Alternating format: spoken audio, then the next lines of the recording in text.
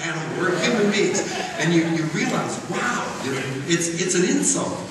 Well, and you think about it. If you call someone a monkey, or an ape, or an ass, or a snake, or a worm, or a pig, or a chicken, these are all insults because we think somehow we are elevated above them. A couple of years ago, I went to a store in Calgary, and there was a sign in the front that said, "No animals allowed."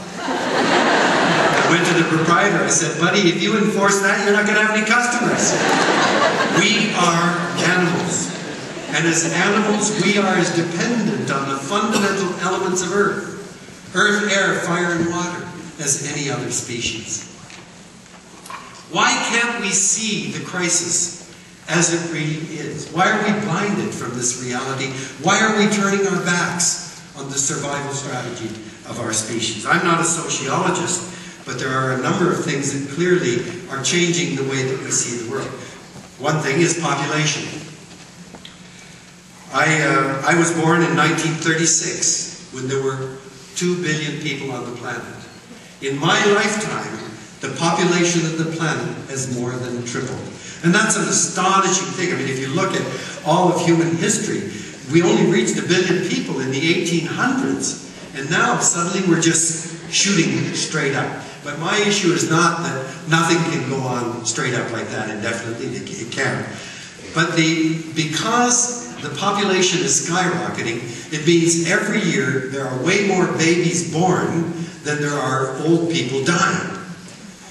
What does that mean? It means every year the average age of the population of the world is getting younger and younger. Well, so what?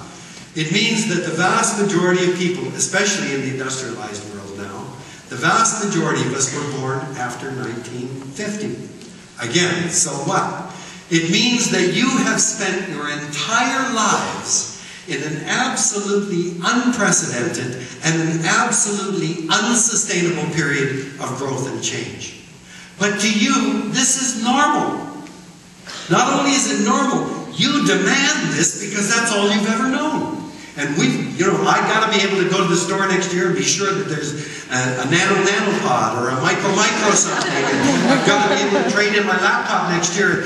We demand that kind of change. And if all that kind of change stopped, you'd go nuts.